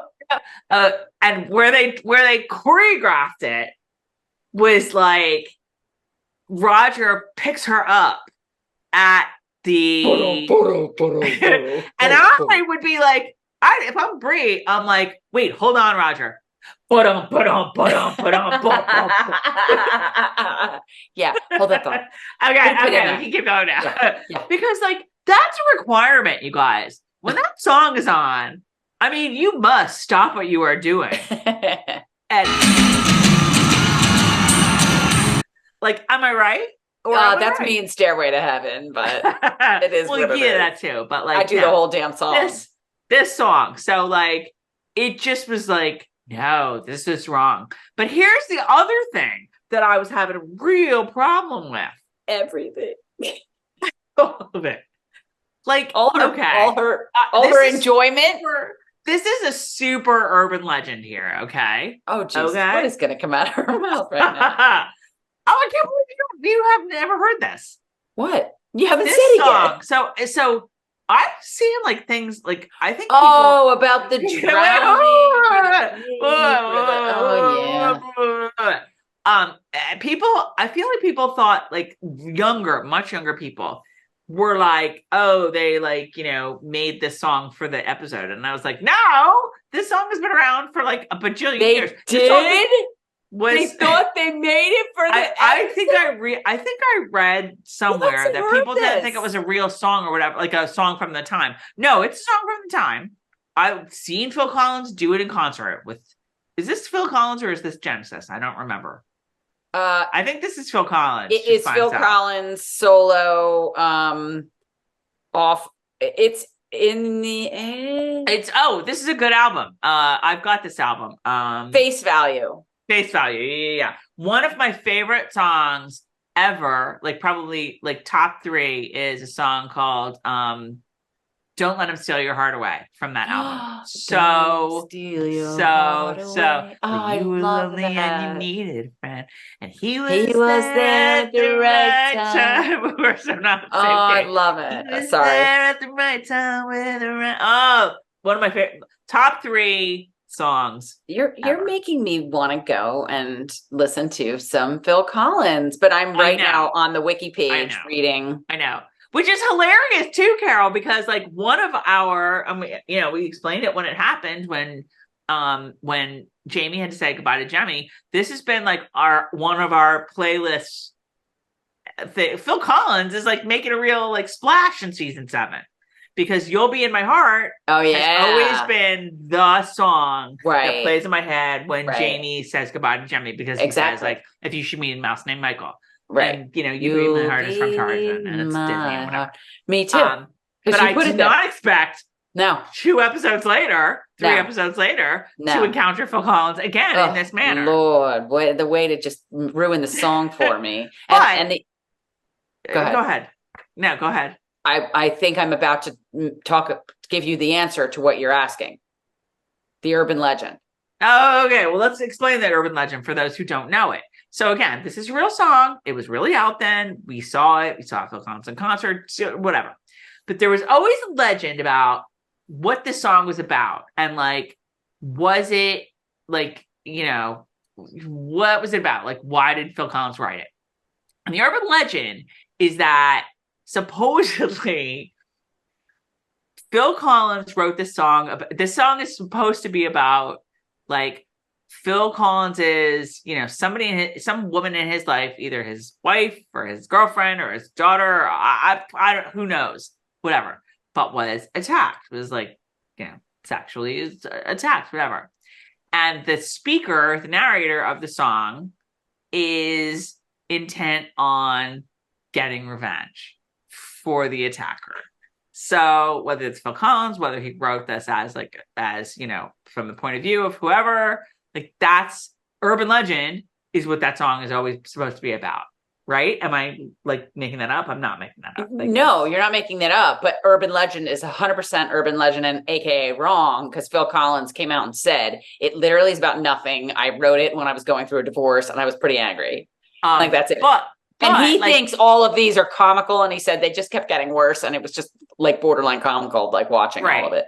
But point being, the urban legend was that famous and that known that he had to respond to it. So it's still going to be in my head, right? So I'm watching this and I'm like, is this the most appropriate? Like, if this is even if people think it's about like, some dude going after like the rapist of his wife or whatever, like. It's just like it's layering on the grossness of seeing Brie and Roger do it. I get it now. I get what you're saying. It's just like all shades of bad. It's just all shades of bad. It just made it 10 times worse. And I'm sorry, you can't make out to this song without stopping to do this. But why? Why do we feel that way? Why do we feel that way? Why can't I watch it? I was like, oh no. And then I said, oh God, maybe I'm going to miss something. Like I fast forward that I'm like, maybe they had a little conversation that I should have heard. Are they talking right now? I don't know. It was just like, so you didn't watch it at all? No. The first time I was in the little guest room, I guess both times I was in the little guest room in Florida, and I feel like John was working. I don't know if I must have had my earphones in. I don't know. I feel like he was working, and I was like, oh, like I don't want to bother you there. And the second, I just can't. I'm telling you right now, she enjoyed herself quite a bit. What, Brie? Yes. Sophie Skelton? Because I started fast forwarding, but I think maybe it was the shirt. By the time the shirt was happening, I was like, But then I said, oh crap, what if I miss something? Like, what if they say something? So I watched. No, it was not sad. And I was like, but I kept stopping, starting, like fast forward and stop. Okay, that. But like I did see, like she really, yeah. Yeah, whatever. Roger's, I guess you're supposed to come away from that figuring Roger's pretty talented. I don't know.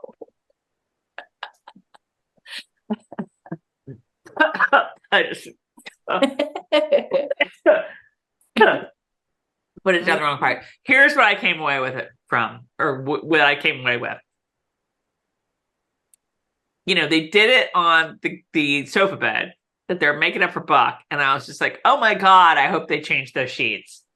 I was like, I really am feeling for poor Buck here. I mean, please tell me that they changed the sheets there. We need to move on in this conversation because I'm grossed out. I don't get it. I apologize to everyone involved in this scene. Everyone. I'm just sorry. Well, I just have to add one more thing. Like, knowing that you have to make the bed up again and knowing that it's the sofa bed, which is always a pain in the ass to make up. Anyway, if you're Bree, aren't you like, okay, Roger, we're getting busy. I get it. But like, let's go to our bed because I don't have to do this again. Yes. I don't have to make this bed up again. Like, no, yes. no. Yes. So, yes. yeah. Okay. All right. Moving on. There's some redcoat. He's walking around in the woods. He puts his such a cool shot from the air, the aerial view when it was just like all green and this one little red. He puts his coat down, whatever, and an arrow wishes by. And guess who it is? Ding dong. It's badass Ian. Yeah. Out of nowhere. It is like they listened to last week's episode. Right. Because Ian is with his buds. Right. He is rocking every ounce of mohawk. Right. And he looks bad ass. Right. And this is what I remember from him from these scenes is that he would ride this way and that way, and he would sort of go ahead of time to check it out, or he would go and to get Jamie information. And so this is really cool. Well, what I'm saying is, like, we spent so much time last time talking about Ian, and he's like, you know, we just wish we saw a little more of that bad boyness. And there was the bad boy. Bad boy. Right. He had a line, and I didn't write it down, and I can't remember, but it was like, did you now? Or like, where you go? It was just something. bad boy, like, coming off the screen. And it was awesome. And I was like, oh. It's like Matt Roberts was like, Tracy and Carol, you are so right. Right. We need to do reshoots now. Okay, yeah. I was like, I just wrote down, I feel seen. Okay, the soldier is a deserter. So he gave the boys the intel the battle. So the Brits are gonna send 1,500 men to test the strength of their left wing.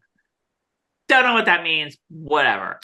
But you know, the riflemen are going to go off. I don't know if it went back to Jamie or whatever, but I was like, well, why aren't the riflemen sharpshooters? Like, why do they have to be in the thick of this battle? Like, I don't get it. Like, isn't the whole point of Jamie having the chicken suit that he like stands back in the back line and like, you know, goes. I'm sorry. I didn't really get it either. But like I said, I sometimes tune it out. Like, the battle talk. I'm like, yeah. I see. Oh my God. I know I said this in Florida. I think I talked to you and I was like, I am like all this battle shit. I'm depending on you because it's all going over my head. Since when am I like the military? You got to talk to Howie. Well, he's more of a Gettysburg. He's a Civil War guy. So you are the Revolutionary War queen. You know, not when it comes to up the left side and all that kind of stuff. No, although I did write down that like it has always amazed me that they just did this creepy gentlemanly bullshit of like, okay, we're gonna stand here in a line now while they shoot at us. Okay, it's our turn. All right, we're gonna shoot at them. Like, just creepy. Right. But that's what, like, every Revolutionary War scene ever. Like, it was in the Patriot too, where they're like, you know, we are gentlemen, we fight like gentlemen, and the rebels are like, or whatever, like they're sneaking up on them. Right. And I mean, they do it like at not Culloden, but like at when they're in Scotland, what's the battle before Preston Pans? Yeah. They're sneaking up on them, like whatever. Right. So okay. So we're at the first battle of Saratoga. Did I miss anything from there? It's just no. We're at the first battle of Saratoga. And yes, just like you're saying, the redcoats are lined up and Willie and Sandy are at the front. I guess they're with their they're not like, I don't get how it works where you're an officer. I sort of thought like if you're an officer, you're not on the front lines. You're sitting back here with the other officers, sending runners to your guys, like of your brigade, whatever. Right. But they seem to be kind of in the thick of things. Okay. Before you get into that, I have a conversation between Claire and Jamie. Are you talking about that or no? I don't even know what the conversation is other than, oh shit, this is going down. And it doesn't matter. I'm not going to comment on their conversation other than this is what I'm saying, Tracy. Hello over here. I'm not going to comment on what they're saying to each other. All I'm going to say is it was like, oh no, this is going on, whatever. And it just hit me. And then I have in all caps, why the doesn't Claire know what the blank is going on? Perhaps she could have packed a history book with her peanut butter sandwich. Well, it pissed me off. Like I was like, and I'm never, and no, before I get into this snowballed commentary, no, I'm not really blaming Claire for not knowing. But at the same time, I'm like, damn it. Like she could have known. She could have known how this all went down. And like you're saying, I don't know. You don't know. I don't know about each individual battle and what happened. You know what I mean? So of course she doesn't know, but I'm still kind of being funny, but still I'm like, it hit me like shit. But that's part of the plot. Like, first of all, don't forget she went back in Scotland. She had no clue that they were going to end up in America. And number two, she says that all the time. She's like, Bree learned it in school. And I sort of remember this, but and she was married to Frank, the history professor. So maybe he talked, they lived in Boston. So I'm not really being, I know. But I'm not really blaming Claire for not knowing. It's a good point anyway, but she always says that, whatever. I feel like there was a little scene with them. And this is clear. I'm clearly not in the, on leaving the show because Jamie and Claire are only in it for 10 minutes an episode because I don't even remember the scene. Except that he, it was another okay, here I go, Claire. I wasn't going to be, I know I might meet my son across the barrel of a gun, but oh well. Right. And he was like, give me a kiss, goodbye. It's like always and whatever. Yeah. And clearly it was not significant enough for me to write down. And then it even says first battle of Saratoga. But again, I don't think it matters. Although it just hit me. We watched a screener. There's got to be a trailer out there somewhere. There is a trailer. Did you watch it? Yes. I did not. I know. We actually comment on but I don't really remember. Oh, shall I record a reaction video to the trailer? We could do that later. Maybe. Well, you've already seen it. You should record it though. All right, we'll That'd see. Be funny. Keep going, because you know what? We really got to go. I know. All right, so the redcoats are lined up. Willie and Sandy at the front, and again, it's just so interesting that they're all like, "Yeah, we're going to get some action. You're going to be good. Yeah. Whatever." So they're yammering "Oh, well, do you think that Angus the Bruce's mistress is hotter than his wife, or this or that or whatever?" And then Sandy's all like, "Okay, who do you like? Who do you like? Come on. I won't tell anybody, really. I won't tell anyone at school. And what's her name?" And Willie's like, "Rachel." Oh yeah, I saw that. And then they're all like, and boom, Sandy down. As they're honorably waiting to get shot. Yes, as they're honorably waiting to get shot. Boom, Sandy's down, and all of a sudden shit just got real for William. Right. He is freaked out by real war. Freaked out. It's such a good scene. It's really good. Such a good scene. It reminded me of something else, and I can't put my finger on it. I'll think of it because I really haven't given it any thought since I watched this, of a movie where the person like kind of blanks during war or whatever. But I Saving Private noticed. Ryan? I don't know. Did you catch how when that happened and then they like charge, how everyone else around him has guns, but he's got the giant. So I'm giving myself chills. I might cry. He's got the giant sword, and he's Jamie fucking Fraser. I know. Well, that's Excuse my French in that line, but dang it, I was. What? I think we can all excuse it. I was like, oh my God, he's a Highlander. Damn it.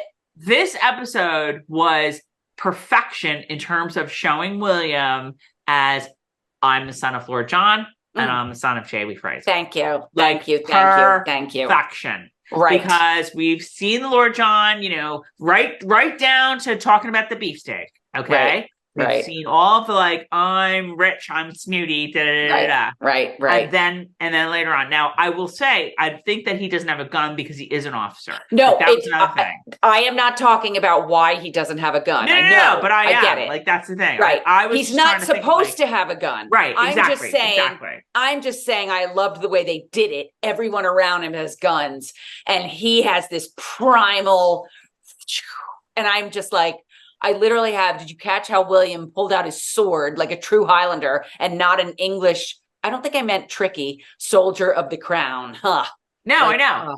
Well, this is what happens. So he's freaked out. Sandy is down. He's like, come on, Sandy. Like, what's up? Like, get up, whatever. Then Angus the Bruce shows up and he is like, get to your men. Yeah. And see, this is where like my lack of knowledge about how war works. Because again, I kind of thought the officers like were off to the side, like running things. But no, William is like charged with everybody else. Right. And like you said, I don't think he has a rifle or anything as an officer, but he's got that big ass sword and he just pulls that out and he's like, yeah. Right. He was afraid. Like his friend got shot and killed right in front of him. And he kind of, and I started thinking about when he was told he wasn't going to go into the battle and he got mad like a, petulant little child. And then he talked to Angus the Bruce, who was like, okay, you can go to war. But what you're saying is like, I didn't really think the officers like, and that's what I'm saying is that I don't think he did either. I don't think he really thought about it. I don't think he was like, I'm going to get in there and like fight. I think he just wanted to be important. And he got in there and he watched his friend die right in front of his face to the point where I was like, he's dead. Leave it. Like he couldn't like reconcile what was going on in front of him. Mm-hmm. And then it just clicked. And he grabbed that sword and he took the frick off. And I'm getting chills again. Jamie Fraser. Jamie Fraser. It was great. All right. Back to Lollybrock. Roger can't sleep.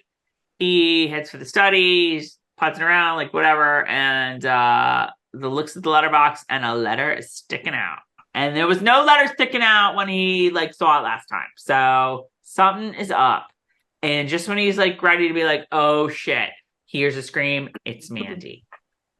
And again, slow golf clap for that little girl because she pulled this scene off. She pulled it off. So Jemmy is gone, and they're like, "Yeah, duh, she's at Bobby's house. Like, he's at a sleepover." She's like, "No, he's not here." I'm like, "Yeah, duh, dramatic queen." And she's like, "No, he's not here." And they finally get it that like something has happened with Roger. And she's just like, the bad man took him, and I hear all this buzzing and whatever, and they're like, oh my God, he's at the Stones. So Buck and Roger and Bree figure out that Rob Cameron read the letters. He gets the drill. He's taken Jemmy to the Stones. Roger left him in there a little too long with the hymnals. So Roger and Buck head for the Stones, and Roger is remembering, like he remembers Geillis thinking, or Geillis, that like Galus, I'm not even going to get into the timeline, but Galus didn't really know about the gemstones, and she thought you needed a human sacrifice, if you recall. Okay. Oh, yeah. Oh. And Roger is like, oh my God, Rob wants to go through and he needs a human sacrifice. And it's Jemmy. And oh my God. And they get to the stones and they find Jemmy's little scarf with the Tufty Club pin, which harkens back to the Easter egg, which is just why this is really great. It's a great use of it. Which did he drop forgive me for, I keep doing this because my damn thing is too big and I'm trying to cover myself. Did he drop that on purpose? Jemmy? Yeah. I don't know. All we know is that it's there. So he's clearly either been to the stones or someone wants you to think that he's been to the stones. Right. Oh, look at you looking at it like an investigator. You're not drawing any conclusions. All right. So we're at the battlefield the morning after. It's a Saratoga battlefield. Mm. So Willie is, like the difference between yesterday and today is just like night and day. He's beaten down. Yeah. He's supervising the burials of all of the dead. And the privates are like, yeah, this is good enough, whatever. And he's like, no, it's not. And they're like, yeah, it is. Like they're talking back to Officer Willie. Lieutenant Willie. Like they're all, they should have gotten like bitch slapped a little bit here. They're like, no, it's fine. And he's like, it's not fine. They fought bravely, and I'm not about to have like them dug up by, wolves or whatever. And get them down deeper. Get him down deeper. And so he takes off his coat, takes off his whatever, puts his sword away and joins in with the men. Right. Angus the Bruce rides up, and he's all like, oh, okay. So Angus the Bruce likes what he sees. Let's just put that way. So I don't know what that means for Willie, but it's certainly not a bad thing. Mm. So we're back to the officers. The British officers are all strutting around with more champagne. With their friggin' champagne, the douchebags. That's what they do. But Willie, to his credit, is just like, yeah, I'm out. No, I can't do it. But like the point is they barely won. Like they won, I think. Right. They didn't lose. Let's put it that way. So that's why they're all happy. And Willie and Angus the Bruce have a little chat. And, Willie's like, this is his first battle. And he's like, why am I alive? But Sandy is dead. And Angus the Bruce is like, you're a different man now. And it's true. It's true. It's a really great scene. Really great scene. And this is where I was just like, Willie is Lord John and Jamie in one fine package. Like it's he so was cool. Just like Lord John and Jamie vibes going out everywhere. This whole scene. Right. Like, very, very cool. You could just totally tell he is 50% of each one. Right. It's whatever. So, nature versus nurture. Nature versus nurture. And in this case, nature and nurture like this. Joined up at the hip. So we get to our last scene. We are scanning through the battlefield. Yada, yada, yada. Da, da, da, da. Dead body, dead body, dead body. Oh, look, it's a guy in a chicken suit, and it's Jamie. Jamie. Is he dead, Carol? Is James Alexander Malcolm Mackenzie Fraser dead on the battlefield? As we cut to black? I don't know. Although what I do know is that Sam Heughan? Because I think it's Seth Numrick. In the very, very first episode of Turn, Washington Spies. And, Angus the Bruce was in that, too. I mean, are you kidding me right now? He's sitting there among all the dead. Oh, all I can think of is they have spies everywhere and we saved. That is one of my favorite scenes, by the way, you guys. Watch. Hell, if you don't want to watch Turn Washington Spies, watch the very first episode. Literally, it's like one of the first scenes. His face is down like Jamie. And at any rate, Jamie's down. Jamie's down. I mean, I gotta think, they have like 2 books after this. you know, Yeah, I think I we're gotta all- think Jamie is probably not dead. right. He says he's not dead. says he's not dead, but you know, bring out your dad. is he injured? I don't know. And I may don't have know. some spoiler conversation I might need to have at the here we are. We're almost at the end. So We're at the end. That's it. I know. Touch So black. I would like to have a quick spoiler conversation if that's not going to mess you up too. All right. bad. Well, let's first, sort of like recap where we are here. We are well, first of all, overall the episode, what did you think? I loved it. Anything Revolutionary War. Are you kidding me? I love it.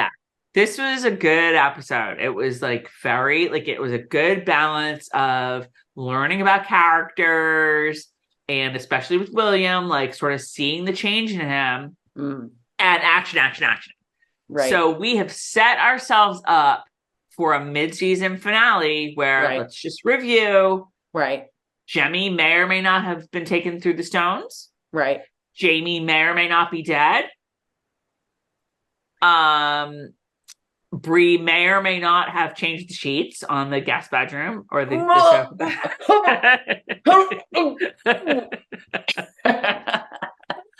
So disgusting. Claire may or may not need that's not nice. I can't say disgusting. That's terrible. And I don't know why we have this reaction. I don't get it. We are set up for a serious mid-season finale because we're going to have to rescue Jemmy. Right. We're going to have to figure out what the hell is going on with Jamie. Right. And it's got a lot. There's lots to do before we end. Any predictions? Any how can I make predictions when I know what happens? Well, that's true. Sometimes I like to pretend we don't and just be like, I wonder what's going to happen next. What do you think, Carol? I don't know. I don't think that anybody's going to Scotland this first half of this season. Like whether or not they get there in the second half, I'm not going to say, but like I don't think there's any Scotland happening. Like whatever. Right. And it is like Jamie, like told you so. Like the hell, Jamie. Like, you should have just gone to Scotland, bro. Like, forget about this whole like I need to be a part of this country, whatever. All right. So if you guys want to hang on for spoiler alerts, for some spoilers, do so. Otherwise, next week, which is really this week because we're like late AF for this recap, is gonna be the mid-season finale. Right. There will be a lot to talk about. We may or may not have some like interesting kind of surprises up our short sleeves. 2 big sleeves. That is super cute. Is that a top or is that a dress? Thank you. It's a dress and total like ridiculousness here, but I'm not even gonna get into that. It's a dress. But like I said, we may have some surprises for next week, partly because, like, spoiler alert, Carol and I and third sister Jill are hitting up Atlantic City next weekend. We're all going to be in the same hotel room. It's going to be. Who knows what shenanigans are possible. It's going to be lit. But what she's not telling you is that we're not just going to Atlantic City. We're going to see a concert to show our age. Phil Collins will not be there. Yes, it is the 80s tour with Rick Springfield. And I love Rick Springfield, but I want to see the Hooters. At the Hooters, which we're Philly girls, guys. We're from Philly. The Hooters are like totally. If you're from Philly, then you know the Hooters. And Tommy Two-Tone, who, God bless him, it's like one of the things that I saw said full sets, and I was like, I know one song, 867. American knows one song. Like, and Paul Young, every time we go away. So good. No. So, why don't you come back? Please hurry. I can't wait. And I only know 2 songs of it. So we should have some good shenanigans for you guys. I'm afraid. We're like figuring it out as we go, but We are super psyched for next week. And Yeah. all right, we're going to say goodbye to you all that are leaving that don't want to see spoilers. But I really think that like most people don't care about the spoilers. So like if you're going away, stick around. We'd love it. bye. Yeah. Otherwise, stick around. All right. Spoiler alert. Sheldon. Excuse me. Spoiler alert. So I have, okay, maybe this is how they're going to make it look like Jamie's dead. Like, do you think they'd skip Scotland completely? Like I have, No. and then I have, they're like, are they going to Scotland? Like, you know, it was one thing he died at sea, but if they do it like this on the road to New York, like it I don't know. This is how it goes down in the books. They don't go to Scotland. Yes. Does he get hurt in this? Yes. Okay. Yes. Then that's all I don't see. If it wasn't for my damn Kindle and those meddling kids, I would freaking have been able to look it all up. Actually, you know what? I can look this up. So I can still look this up on my Kindle. I mean, I would say while we have a couple of seconds here and a spoiler alert that I've had to set up, is there anything else that you want to like talk about, like spoilery wise? What if they did it this way? No, because it was like this already. No, they didn't. But so we're not going to get to Scotland until the second half of the season. This is going to end. Roger and Buck are going back. This is what I'm thinking. There you can see where like the Bree and Roger timeline is book 8 or the end of book 7. Right. But really season 7 is including 8, and you can see where like the back half of season 7 is all going to be the book 8 stuff with Roger and Bree. So confused. And the back half of season 7 is all going to be going to Scotland and Ian dying and all that stuff and the Lord John stuff with Claire. Yeah, they're getting a lot of the season 8 stuff because I don't even remember what goes down with Jamie and Claire in season 8 in book 8. I really don't. I mean, there's a lot of like, you know, I'm sorry, you know, with all the Lord John stuff. I'm sorry that happened. Yeah, right. Whatever. But I honestly don't remember a lot of what happens. And I don't either because I keep getting confused with like Bree. I keep jumping into book 8 because I keep thinking about Bree being alone. You know what I mean? Like, and then I'm like, oh no, wait, that didn't happen now because he's still there. They didn't go yet. I don't remember if they go in book 8 or book 7. Either Roger way, and Buck, we don't really know. I think I don't remember. I don't think you know. She spends that whole a giant chunk of the book. 7 or 8. 8. Yeah. That's what I'm saying. Like the back half of season 7 of the show, right, is going to be for Jamie and Claire, right, book 7, right, and for Roger and Bree, book 8. That's where I think we're going with this. I really need to get out my Kindle and look back over stuff because I don't remember this happening with Jamie at all. Look, I'm sorry. Oh, yeah. Many years ago. All I remember is, oh my God, the Revolutionary War. Remember freaking Paoli, although that chapter is in book 8, but remember freaking Paoli and Claire sleeps with Lord John. That's really all I remember. Actually, that's poor Ian. Scotland. We are getting that next week, by the way. Shut it. Okay. Shut it. I have a chance of making a funny. No, book 8. You just told me the number one thing that happens in that damn trailer. Well, no. Just watch the trailer. What we're going to get from Jamie and Claire in next season, probably, I would think, is if you're going to do Battle of Monmouth, you're doing it at the back half of the season. Right. Because that's book 8. Are we 100% sure that they're getting book 8 done with? Yes. In next season. Yes. Next season is book 7 and book 8. Well, because if you remember, this season. I'm sorry, this season. Right. Season 7 is book 7 and book 8 primarily. So there could be some 8 in season 8. Okay. But season 8 is going to be book 9. If you remember, there was a lot in book 8 of like them just trekking places. Yes, Jamie threw his bag out and was like laying on someone's bed like you dirty bird for like 10 years. Yes. I remember all that. It was so much of that kind of stuff. What?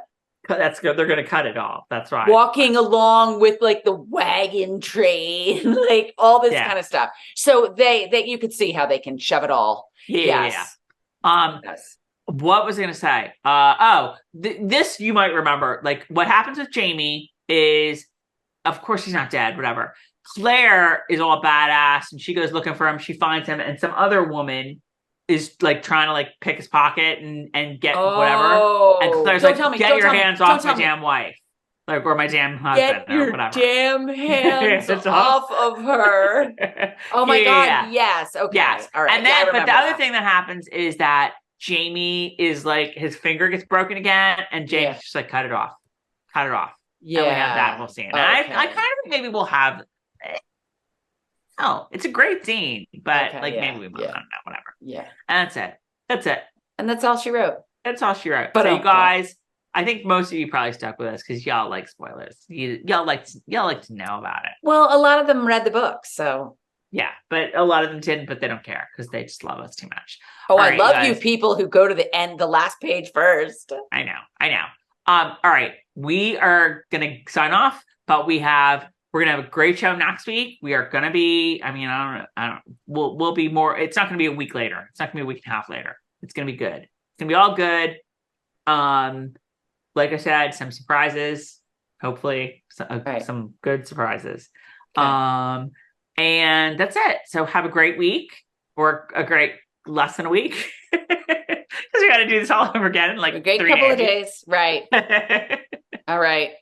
Enjoy the week. We'll see you And soon. we will see you for the season finale of part 1. It's like Breaking Dawn Part 1. All